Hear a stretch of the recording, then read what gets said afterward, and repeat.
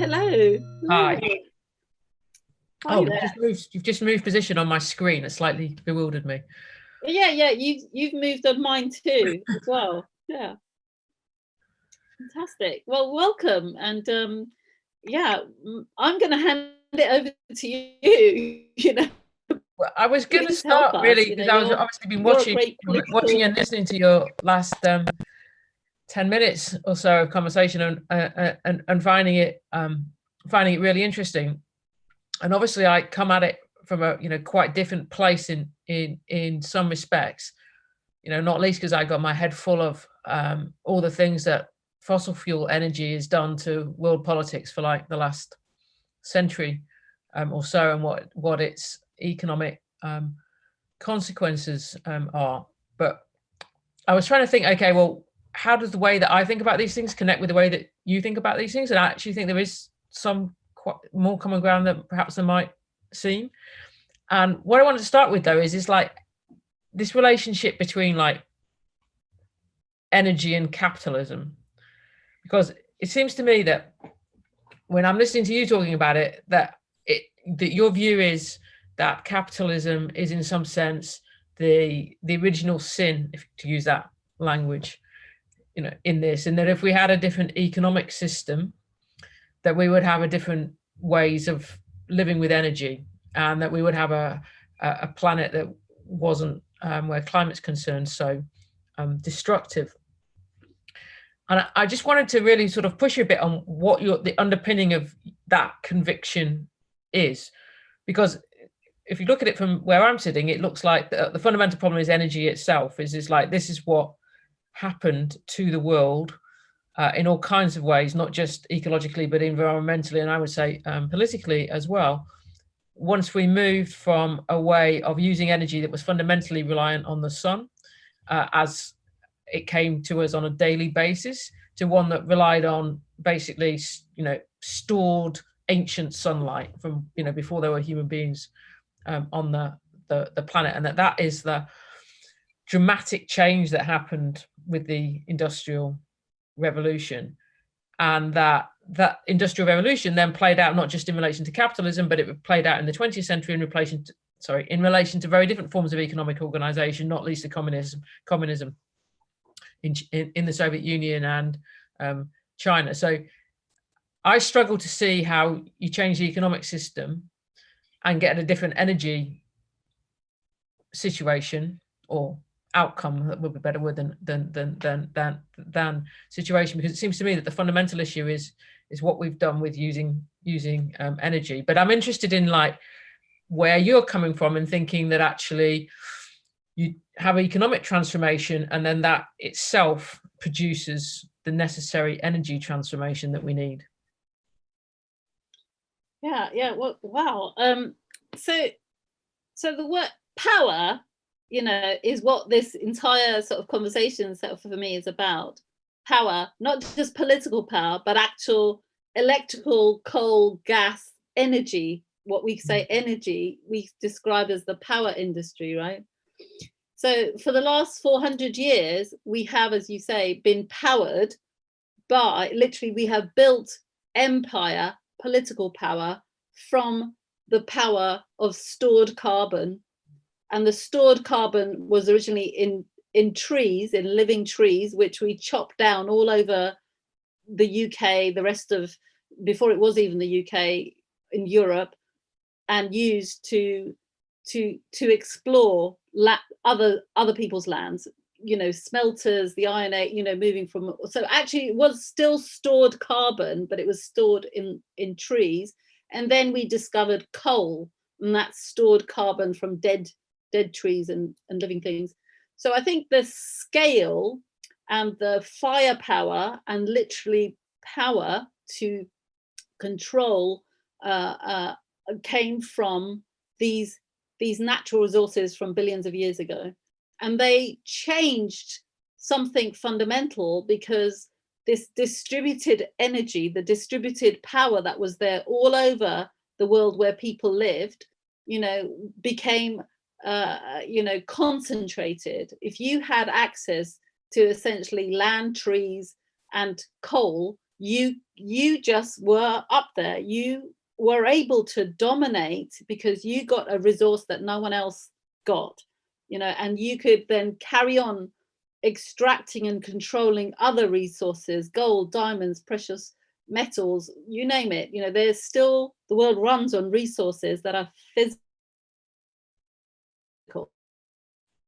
The power that we have through our financial and economic and our intellectual property rights systems developed to support the concentration of power. So I think power is at the source of the way in which capitalism globalized, this global system of economic things right now, and geopolitically, the very industries, from now 100 plus years back, the world was reshaped. The empires were shaped around these resources. Oil and gas are a dominant reason why the Middle East, is the way that it is, why now we have explorations in different parts of the Arctic and the North Sea and so forth. So it plays a really fundamental role. So I think for me, the reason why I glued myself to the headquarters of Shell as part of Extinction Rebellion, because these industries, which also have a massive financial footprint as well, are at the root of not just the climate crisis, but the capitalist model. Actually, they prop up, most of that financial, ecological, geopolitical system that we're fighting against, and which is now on the brink of turning the world, in a completely, has already done that actually. So it's a past tense, done that. So I feel, that's not something that other empires that we look at before had access to. They had access to essentially human beings and other resources, the Roman Empire, the Mongol Empire, they had other resources. It's the trapped carbon in trees and coal that really unleashed a very different and distinct way in which we control other human beings and other resources that has been sort of unmatched until now, because now we have the ability to capture sunlight and store it in batteries, and to be able to harness, all of the energy that falls on the earth in 1 hour is enough to power our homes right now and power anything that we might need, so we're able to return to a different way in which we use essentially fire. There's a massive relationship with fire. So I feel that understanding and acting on this relationship between power, fossil fuels, and the Industrial Revolution, and the destruction of lands, essentially, and clearance of lands, which was originally to power our armies and navies and the rest of it, is absolutely vital if we're going to go forward. And understanding why there was this rupture, this hugely different way of organizing the global economic system is really crucial. So understanding our past is really important to trying to unlock the future, and weaning ourselves off these fossil fuels is absolutely essential. I don't know if that answers everything, but I think that I agree with the importance of history to this really very much, and I think I agree with quite a bit of your history. With a couple of caveats, and then I think I'm more skeptical than you about how quickly any energy transformation can take place. But on the history, I think what's really interesting is that you can't really understand, as you said, the European empires without coal.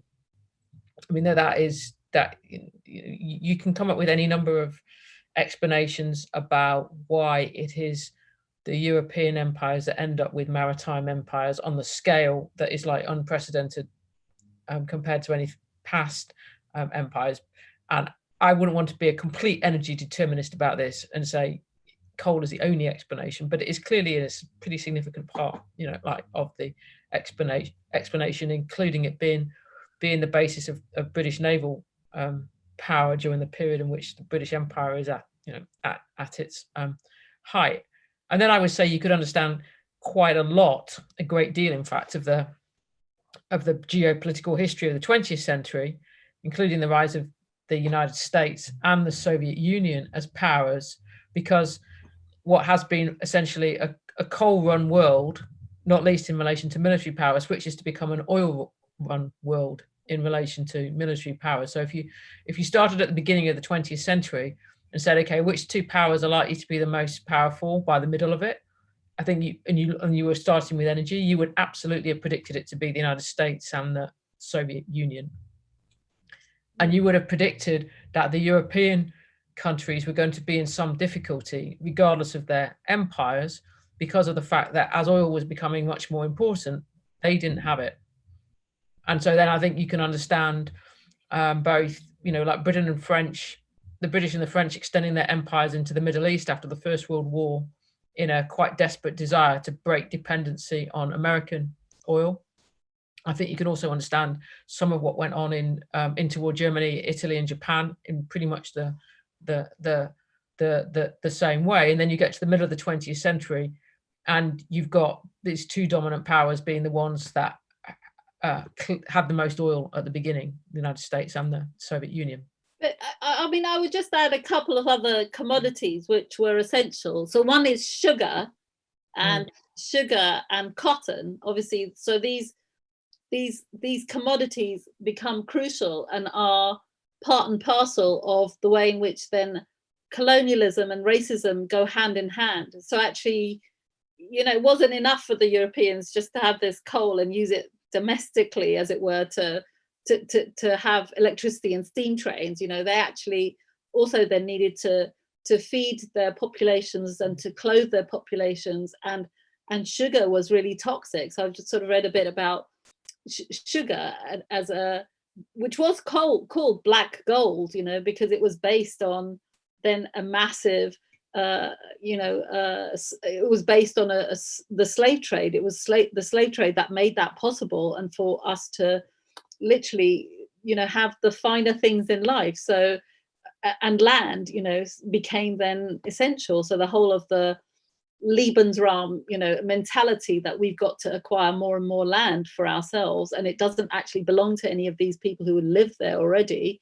None of their resources belong to them, they all belong to us in some way, is a really important part of the story. And I'm not the sort of I haven't read enough about all the different theories about the linkages, but I feel like we see them right now, the linkages between essentially the legacies of colonialism, of racism, of imperialism in this version of capitalism. So, and I feel that's the version that is now fully exposed, and COVID has exposed it even further. If you didn't understand the intricacies, if you didn't understand what was lying beneath, COVID, I think Arundhati Roy said it's like a sort of X-ray. It's given us an X-ray understanding, exposed all of the flaws and the very the differentiation of impacts and who is doing what and how undervalued or exposed they are to actual risks, and made us realize actually those were risks and those were devaluations that were there already. We just chose not to see them or care about them. But yeah, coming back to climate change, because it is this massive global issue, because everyone uses carbon in some way. Everyone always used carbon in some way. Some people just used a lot more of it. And historically, countries like the UK are the highest per capita emitters if you take historic emissions into account. So even China's emissions are low compared with the UK's per capita historic emissions, because we've been emitting coal for 300 years basically, and it's only now that we've stopped using it. Although there's a planning application going through in Cumbria right now to open up a coal mine, so it's like still absurd. This country still wants to use coal. Germany's still, obsessed with coal. Poland still is relying on coal. So yeah, part of I feel my failure is that these European countries, which are the heartlands of the European industry and manufacturing, are still unable to wean themselves off from coal, essentially. And the coal industry is predominantly a white industry. in the US and in the UK. It's not a lot of Black people work in the coal industry, in all of those things. So it's a very privileged, you know, highly skilled manual work. And we're kind of, I feel it's quite complicated. My feelings are quite complicated because I support the just transition, but, you know, actually, you know, there's a racial element involved in whose jobs we see as protected. And by and large, those communities, that sector has voted for the alt-right and has voted for Trump or Modi or for, you know, whatever else. It's sort of complicated. So it's once again, you know, Black people and communities of color that have lost out. And as we moved to trying to wean ourselves off coal in the Western world, actually it's a huge amount of resistance being put up by those communities. Yeah, I think what's really interesting about coal in Europe, certainly in this country and in the United States, is that, you know, like for a long time, that it gave the trade union movement the basis of its, you know, political power.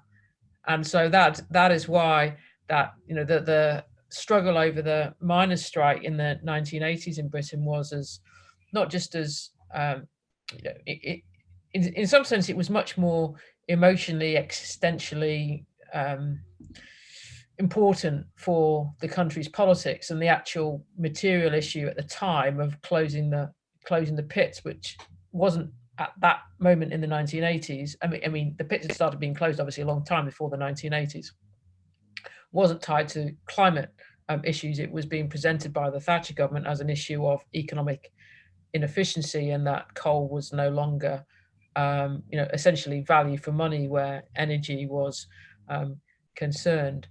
But I think one of the things that's interesting is that if you take this country, is to say that coal kind of like got deep into the national psyche and into the political imagination, not just on the left, but at times as something that the right, you know, like opposed. After all, the Thatcher government wanted a confrontation with the miners, but oil didn't really. Is that it does in the United States because it had a domestic oil industry for a long time. In Britain, when the domestic oil industry came along from the 70s onwards, it really mattered in terms of Scottish politics. You could argue that it provided the basis of like the material basis for Scottish nationalism, particularly once the Scottish nationalists had understood the significance of the EU for an independence project. But the question of like who was working in the oil industry, like what the conditions of work were in the oil industry, it being a site of, if you like, political conflict, the actual production of and distribution of oil didn't really happen. It didn't really happen in this country. And I think in some ways that has had a legacy in terms of why we can find it really hard to understand the immense political significance of energy. And obviously in the end, the climate change question is, as you said, is an energy question. You know, it's like to have to deal with climate change, we have to have an energy revolution.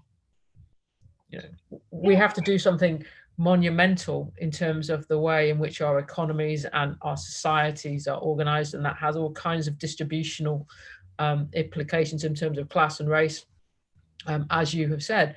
And I think in lots of ways we're entirely unequipped for doing this because we just lost sight, if we ever had it. But I think to some extent we did with coal, as I've been saying, but we just lost sight of what it meant to talk in politics about energy. Yeah, so my first job, Helen, when I left university was to go and work for the Central Electricity Generating Board in 1986, when we knew that, you know, British gas had just been privatized and British coal was being broken up, and the CGB was going to be broken up next. So my own personal roots are very much in the power industry, ironically. And I think that's why I've sort of found climate change. I understood it as a power problem, literally as a problem of how we generate electricity, and know all of that sort of history sort of personally. I feel like I'd love to know from you, what does the new geopolitics and the radical way in which we think about power look like for you? I feel like the conversation in the UK never really happened. We didn't have a sovereign wealth fund like Norway, like many countries did. We just all gave out all the tax revenues and tax cuts and all the rest of it, all our money. We now have, fossil fuel our subsidies are going to essentially, decommissioning and, picking up the pollution and the end shit that comes with the oil industry, declining. We just gave out the money in terms of tax reforms. We never had that conversation, I feel, as a other than privatization and nationalization. It was a very noddy, binary, stupid conversation. When I look back on it, think, what were the more democratic ways that we can control energy? I live in North London, and we have a really brilliant Power Up North London community interest group that's creating, sort of essentially energy co-ops, and putting solar panels and on school buildings and on local churches, and allowing, the new kinds of energy which are essentially decentralized and don't require, digging up anybody's land, ours or theirs or under the sea or anything. And I think that that's where the resistance is coming from, that all of a sudden power can be democratized. You can put up solar panels, you can have wind turbines, everybody can, repower their own homes and essentially also feed in the surplus. And the old centralized, engineering based players can't really get their minds around it. They can't get their minds around the fact that they're essentially don't belong in this future. They're not needed in this future. And how do we do something which is less cruel and frankly less horrible and more efficient than what we did to the miners, where we just kind of, threw this hundreds of thousands of families onto a scrap heap without any kind of real just transition sort of arrangements in place. I don't know what that sort of all looks like. So I feel like that's this. And why don't those conversations happen properly?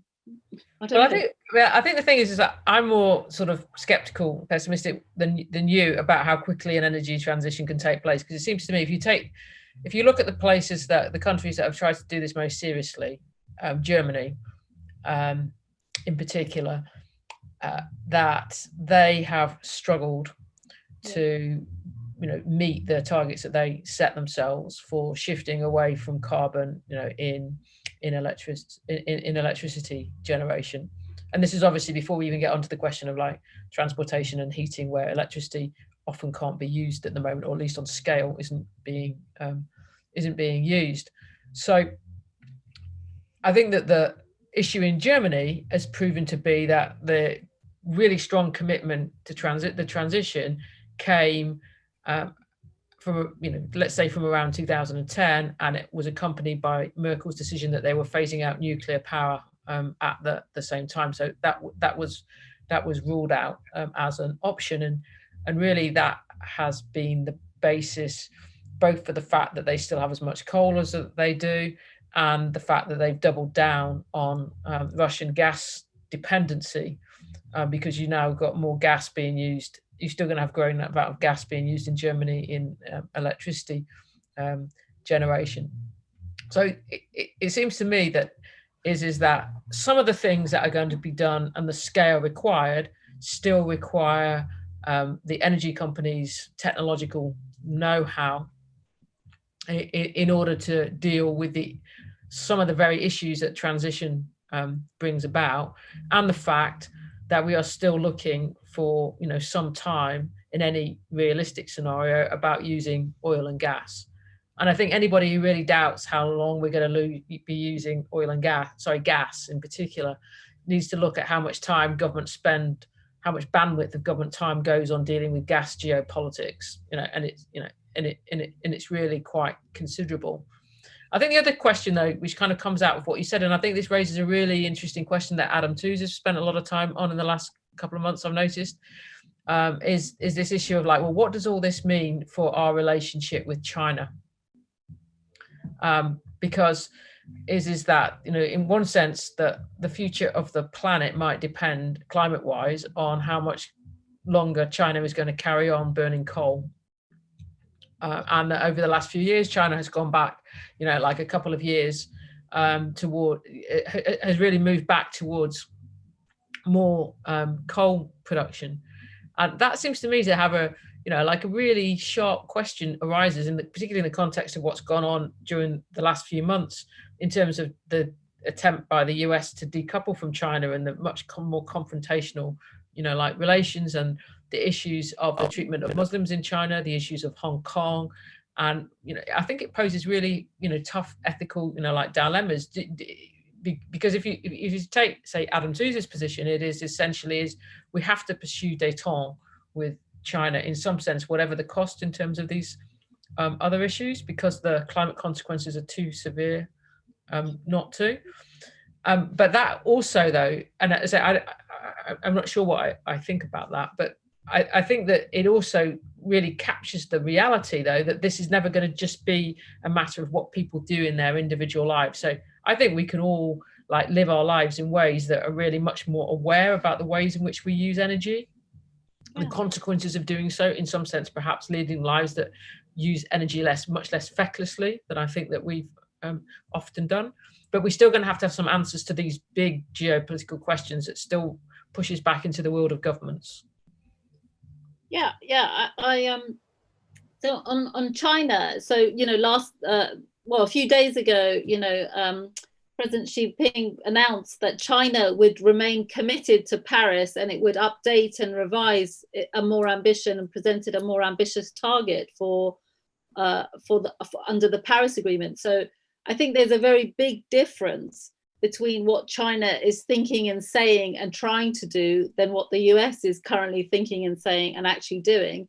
That's not to say there aren't thousands of coal plants and fossil fuel and dirty infrastructure that's in the planning pipeline in China. There really are, and there's a sort of mismatch. And I think it's the coal and gas and oil have bought up political power. And that's the big difference. In the last 10 years, especially, they know the game's up and they've had to directly intervene in a much more overt way to take over the political machinery in many different countries, whether it's Russia, whether it's the US, whether it's Turkey. So the oil barons and the fossil fuel barons are really in charge of the global economy in many key geographies. Australia, you know, I could go on and on. But I think that's the last gasp of this elite, this particular elite. That happens historically. They have to, you know, come out behind the curtains and say, and the young generation, you know, they haven't been taught it, but they've understood it. You know, the children's strike yesterday, all over the world, young people, where they're not suppressed and repressed and being shot, are understanding and saying no to these sorts of politics. And I think that will profoundly influence the way in which the present day CEOs of the companies, large numbers of, you know, including the Chinese political hierarchy, understand, you know, what they need to do. I'm not saying I'm optimistic some days. I think change happens much faster, and when the technological alternatives are already cheaper and better, as they are now, and they weren't 10 years ago, then I think there's no stopping what happens. It's going to be possibly a bloodbath, possibly, you know, later for the planet and for social justice than we might like, but it's an inevitability, and they understand that inevitability, and it's happening or anyway. The write-downs of reserves and the reevaluations of oil stocks is happening already, and it's just going to happen in that, you know, unplanned, unjust ways, which will leave probably workers and shareholders and others at peril rather than, you know, in a better way. So yeah, that's what I think. So I'm still optimistic that the change will happen. Is happening already. They can't put solar and wind and cleaner technologies back in the box. That's not going to happen.